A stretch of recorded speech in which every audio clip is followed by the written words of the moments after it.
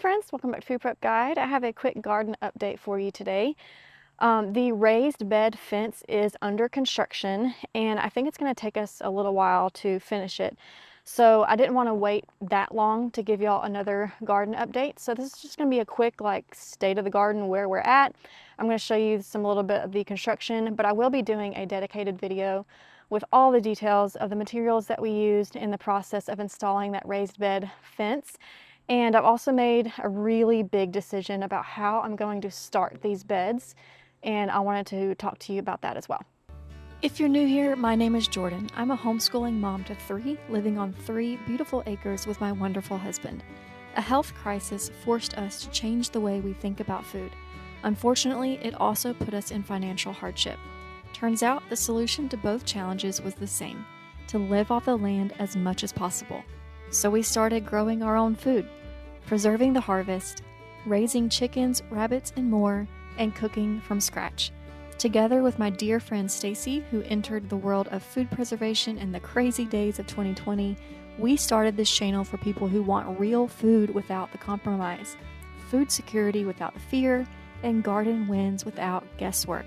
Together, we're reclaiming the old ways of food stewardship, but with modern conveniences, because there's no need to burn ourselves out.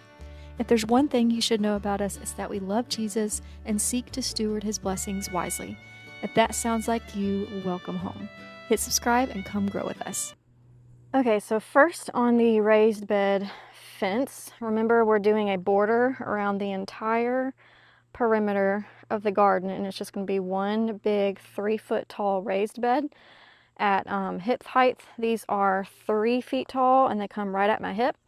And then the outside T-post is, it's a 6-foot T-post, but it's driven into the ground about 18 inches. So we really only have about 12 inches. So they're right at 5 feet. In hindsight, I would have done these much taller. But the reason that they are taller is because this is going to serve as our outer fence. So this is going to have chicken wire all along the outside fence, and that's going to be plenty to keep out our animals. We don't have to worry about big game like deer because our 2 big dogs, they do a really good job of roaming the property and keeping the deer at bay.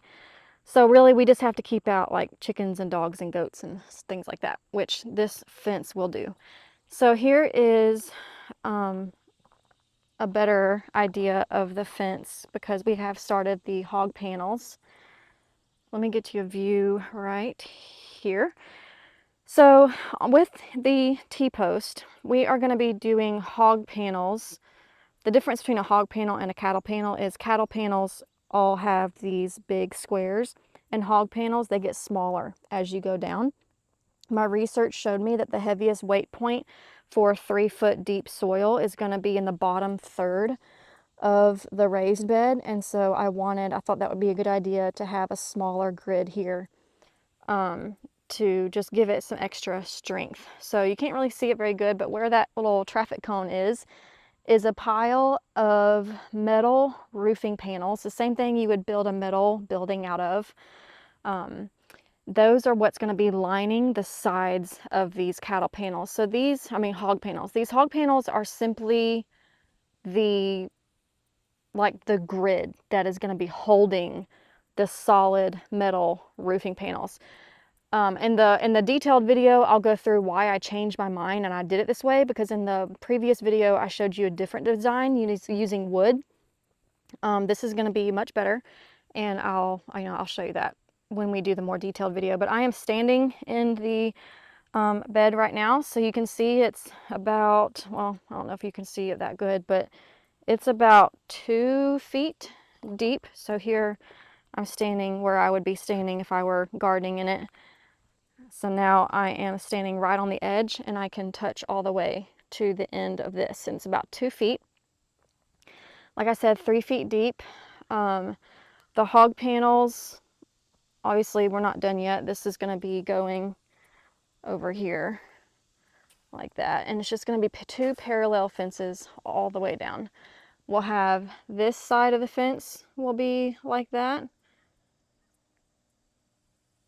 I'm trying not to move the camera too fast. And then all the way down. and around. So it's going to be a lot of square footage of these really deep raised beds. And this is going to be probably where I'm going to be doing a lot of perennials, but I have decided that I'm going to be doing my carrots in this wall as well, because the soil is just going to be so lush and loamy and loose and just really good for carrots. But otherwise, this is going to be where our blueberries, blackberries, raspberries, asparagus, comfrey for our fertilizer, all of our medicinal herbs, things like that are going to be going in this border wall raised bed. So in our last update, we installed our chicken coop, which is going to be integrated into our compost method.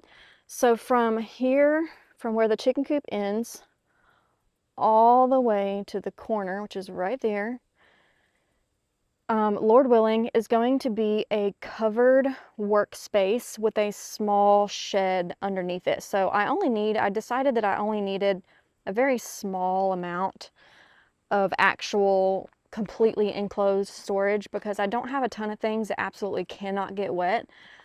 And I need open work area with a shaded roof a lot more than I need fully enclosed area. So I did make that change. Instead of it being a huge shed right here that starts at this water spigot and goes down, I decided it's going to start here, go all the way down, and it's just going to be a covered work area. I did want to mention this pile right here. So the big change that I've made with the beds is regarding the soil and how I'm going to fill the raised beds. So underneath this tarp, which it doesn't look big from here, I mean, my hand, it doesn't look big at all, but that tarp is actually a semi-truck trailer cover, like an 18-wheeler cover. And I mean, it is humongous. And at the tip of that bed is probably about 6 feet tall.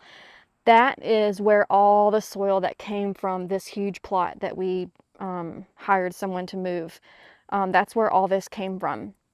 And the goal has always been to reuse that as the soil in our raised beds.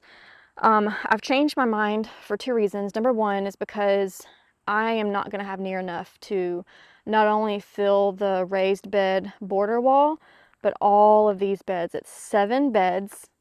They're almost 50 feet long, they're 6 feet wide. And even though that is a ton of soil over there, it is not going to be enough. And I have completely stripped this area down to the clay soil. Let me show you. I mean, it's terrible. It's honestly kind of embarrassing, but I knew that this would be like this, and I have a plan for restoring it. But you can see it is just completely, look at that. It's hard to even scratch into it. So this is not living soil by any means. I have stripped it completely down to the clay base layer. I knew going into this that I was going to have to completely rebuild the soil myself. And I'm okay with that because I know how. When I first started gardening, I had no idea how to make soil. I just thought you bought it in bags at the store and filled your beds with it, and that was the only option. I really did think that that was the only option. Now I know how to build soil, and that is fueling my decision to change. So original plan was to cover everything with cardboard. We have started that process.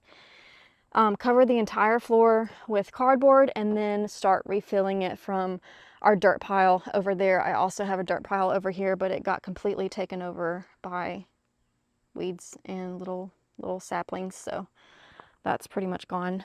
But anyway, thankfully I only got half of one bed covered in cardboard before I made the decision to change, because I'm gonna have to pull all that up.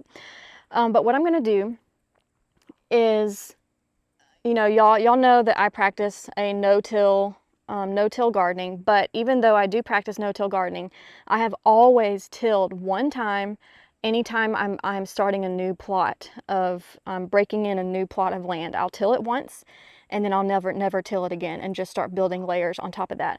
So even though this is the spot that I have gardened in for basically a decade that we've been on this property, I'm essentially starting completely over. Like I said, we're at the clay top layer. The topsoil is completely gone. So I'm considering it completely starting over. And what I'm going to do is take the cardboard out. I'm going to till all of these beds once, and then I'm going to plant a cover crop blend of daikon radish, clover, and English peas. And I will do a dedicated video showing this process and why I have chosen those. But I'm going to heavily plant, like I bought 5-pound bags of each of those seeds for a total of 15 pounds of seed. And I'm going to very heavily sow it into all of these beds. And essentially it's going to grow throughout the winter. It's going to winter kill when temperatures hit like around 20 degrees or below. And then I will come through and lay it all down with just like stomping on it. I'll probably use like a wooden board to kind of crimp it all down. And then I will cover it with either leaves or straw, just whatever I happen to have on hand at the time. And I don't know if I'm going to leave it open or if I'll put some tarps over it. And then come spring, I will then put that soil on top. So when you see, it's hard to picture, but when you see how much biomass I'm going to be getting from that seed blend, the oats, the spring peas, and the daikon radish, I'm only going to need about probably 2 to 3 inches of actual compost or soil on top of what's naturally going to be here, which is going to save me so much soil. It's going to save me money because I know I don't, even though that's a ton of soil, I know I don't have enough to fill up all these beds.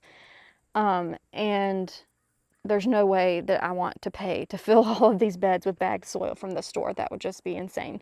So I'm going to be getting such a large biomass of plants that are going to essentially compost in place. And that's going to become my soil. I also wanted to mention the decision that I've made about the weed fabric that is in these beds. So the weed fabric has been here just to keep things from under control while I'm building this garden.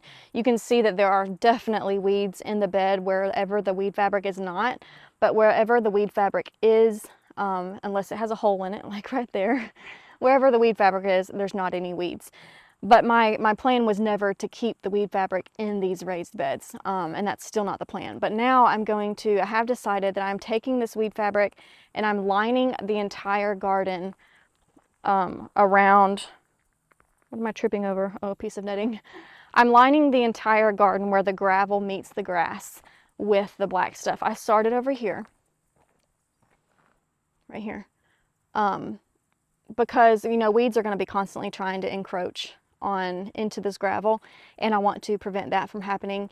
But the raised bed border fence is supposed to, in my mind, you know, in my plan, it's supposed to help me keep weeds from coming this direction. So this will stay, the weed fabric will stay up under the raised bed border fence. It's going to be 3 feet deep, so I'm not concerned at all about that being in contact with my soil. I know people get so up in arms about soil leaching with this type of fabric, but y'all, gravity carries things down. There's going to be 3 feet of soil on top of this. Rain is going to come through, and it's going to, if there's any leaching, it's going to happen down, not up. So I'm not concerned the least bit about that. And I could do a whole video on how I feel about that, and maybe I will someday. But the thing is, if I'm going to grow my own food, I have to make it easy for me and sustainable and enough for me to maintain. Otherwise, I'm not going to be able to do it, and I'm just going to be stuck buying at the store. And what do you think those people are using? Even organic growers are using landscape fabric because they can't sit there and pull weeds by hand either if they're not spraying herbicides. And if I didn't grow my own food, I wouldn't be able to afford to buy all organic for everything all the time. And then I'd be consuming the foods that are sprayed with herbicides and even worse things than just coming into contact with weed fabric. But anyway, that's another topic that I'll just stop there. So anyway, that's what all of this is. I'm just going to be transferring all of that and just lining everything where this new workspace is going to be.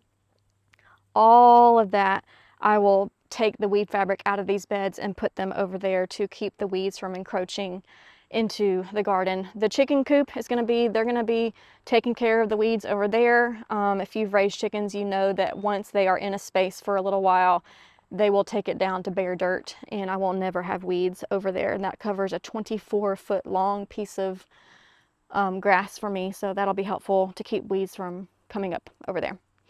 But anyway, I hope this this garden update was helpful to you. I hope you enjoyed it. I didn't want to wait too long to show you the fence because I'm really excited about it. I feel like it's probably the most exciting thing about this whole garden, and I didn't want to wait too long to show you what was up with that. But we will bring you a very detailed video on supplies, materials, process, and all of that. So that's all for today. We'll see you next time. Bye.